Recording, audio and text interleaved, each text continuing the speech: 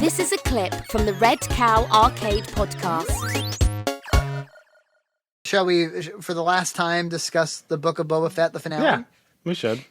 It was okay. Since we've gotten this far. It was good. Okay. I did, like, overall, I think I really liked the show. I think. Like, the crime plot was obviously the weakest part, I think. I didn't mind.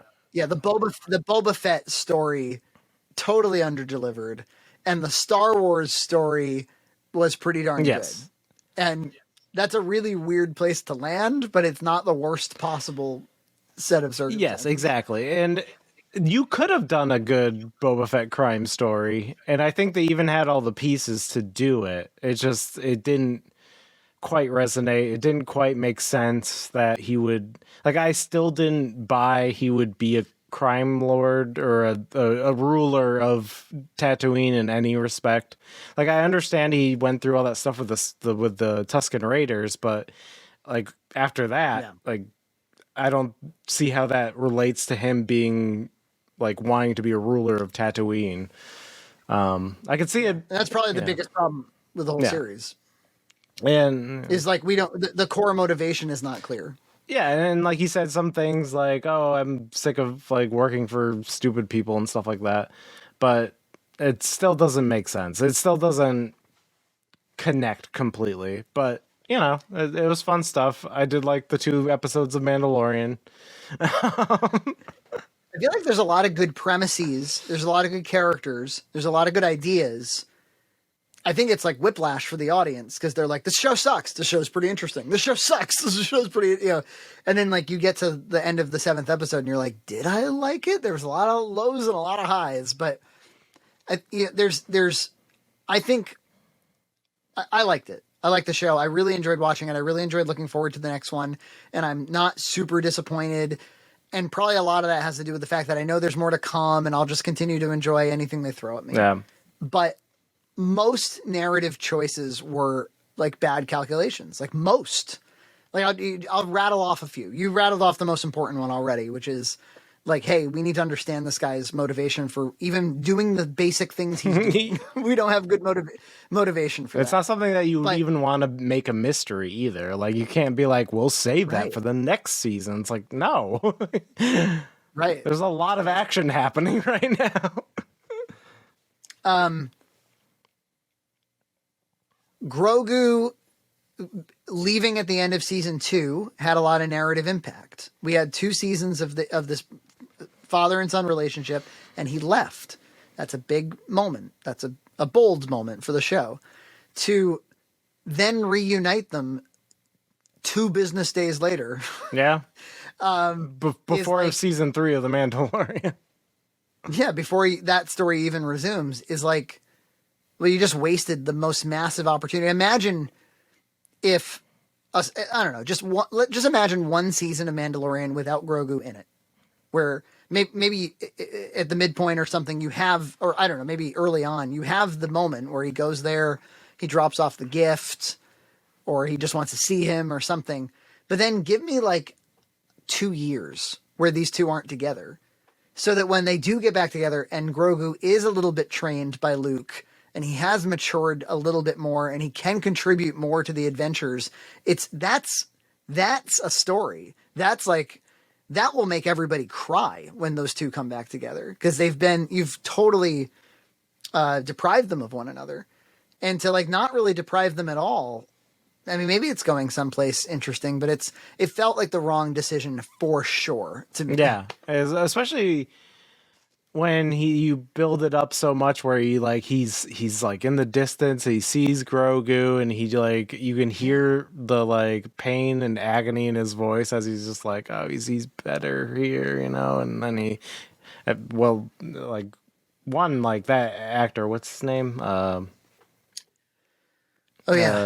What's his face? Oberyn Martell. I know his Game of Thrones name.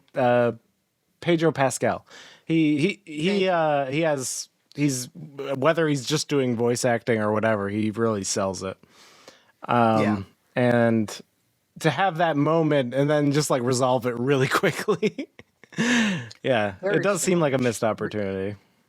Especially when you did it on Boba Fett's dime. And like, come on, man. Yeah. Boba Fett's gonna want a refund.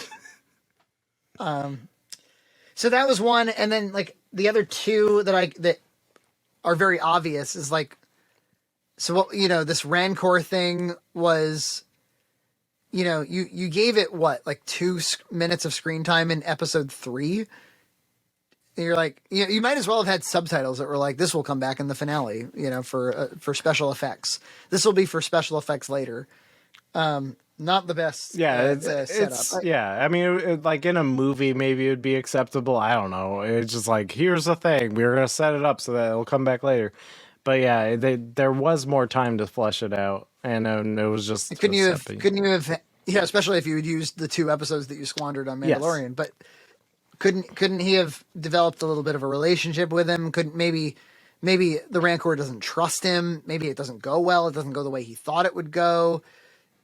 The thing is bucking him and it's abused and and then the victory is the last episode where actually they're simpatico. Story is what I'm suggesting. Cad Bane. Yes. I love him. I love the way he looks. I love the way he sounds, and I love what he's driving at. Why wasn't he in the whole series? Yeah, he should have been set up early, especially because of his history with Boba Fett. And I love his introduction, but I feel like they're wonderful. Like the whole Pike Syndicate thing didn't quite work, obviously, for the same reasons I explained earlier. It's like there's... Like, I know that they were part of the train with the Tusken Raiders and all that, but it just is there wasn't this, it wasn't built properly.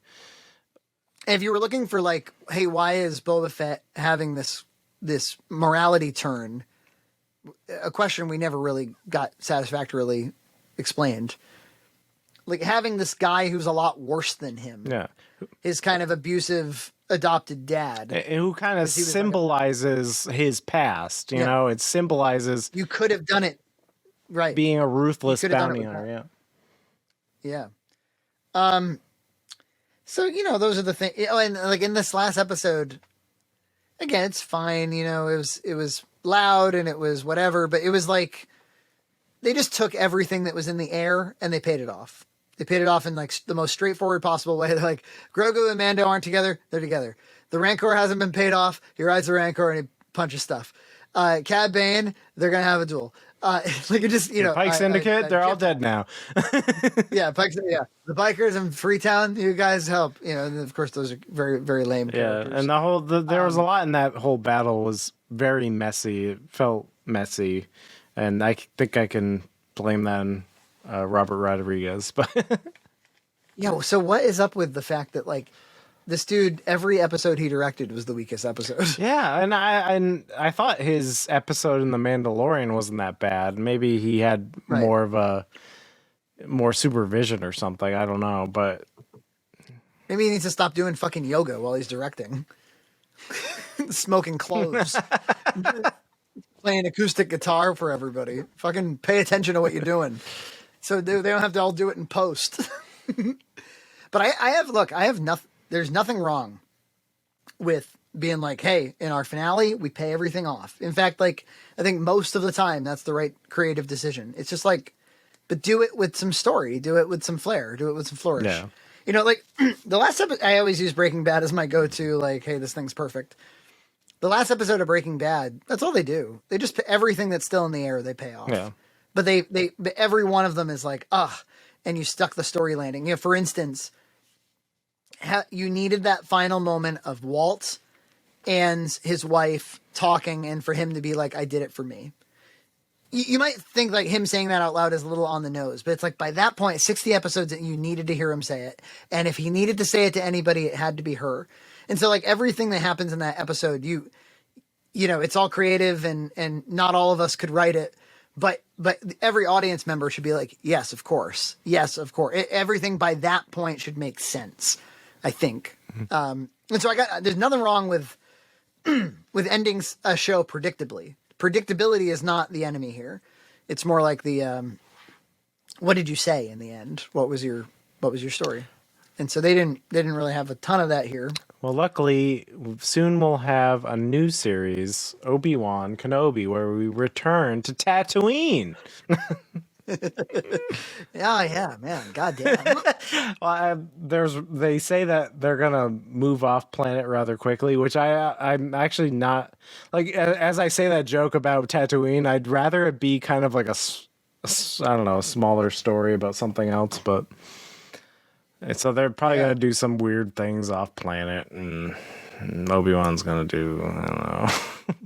It's hard for me to understand where Vader factors into it, unless it's, because I always imagined that after the events of Revenge of the Sith, they do not see each other until the events of A New Hope, like by design. It'd be weird to be like, but there were many adventures. It feels more impactful if he was just like a dirty old hermit who was ashamed of everything he's ever done. But who, changed his name ever so slightly. Yeah, it's like, they'll never find me. Ben Kenobi. Runs away. I'll wear a fake mustache over my real mustache. Fake mustache. He's got the King Shark. There were a couple of story moments, though, that they were only kind of hinted at, but that was maybe enough for me in Boba Fett. One was, I thought it was cool that in the first episode they had that footage of him as a child on Camino, and they didn't really explore it much. It was just kind of there in the background. I thought that was sort of cool, and made cooler by the fact that when he talks to Cad Bane, he's like, "I'm not a child anymore." And hearing this kind of grizzled, old, very hyper competent guy kind of revert to childhood for a moment, be like, "I'm not a child anymore." Yeah. I thought was like made him vulnerable, and it made me kind of like, it was compelling. It like I could see through Boba Fett's soul for a minute when he said that. Yeah, the final confrontation with Cad Bane, and in fact, anytime Cad Bane was on screen, it was just like magic and gold.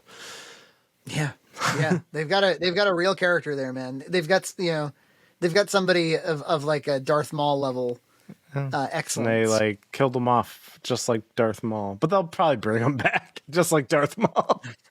Yeah, well, it was like, don't kill him, for God's sakes. Like, that was my other thing. It was like, shouldn't they have figured that one out? Like, don't even fuck around with but he's not dead, which is clearly going to happen.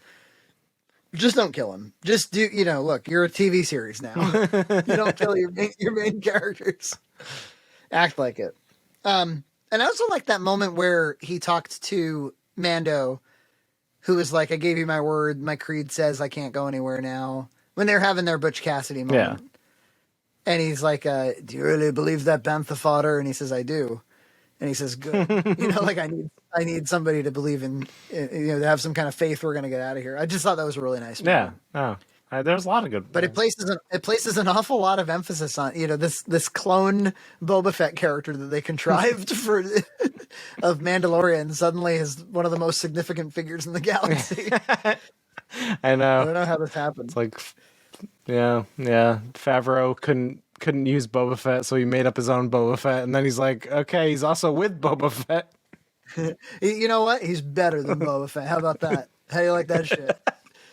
Shows you. I saw that it's the highest viewed. That Boba Fett is now the highest viewed series on the platform. Wow. Well, I think it's surpassed Mandalorian. Yeah, I think it was a wise decision to shove some Mandalorian into it. Just make it the Mandalorian. Because people were like, "Hey, you saw Luke is in there," and people were like, "Oh, gotta watch it now." The deep fake looks really good. Most of the time, 80% of the time, it looks really good. Subscribe to Red Cow Entertainment on Patreon for full episodes every other week.